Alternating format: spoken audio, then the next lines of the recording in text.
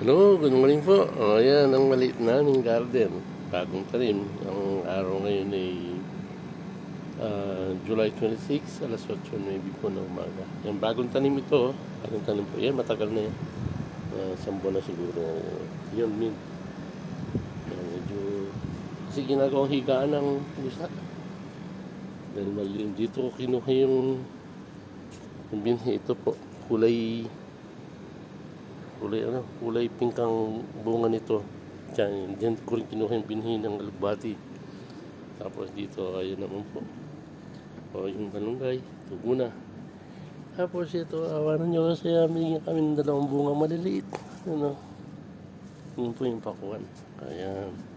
Tapos dito, pinanti ko na yung kalabasa at tatamnan ko ng panibago yan. Minsan, mabubuhay uli kasi natabon ng mga dahon ng kalabasa at kinakain na ng balang.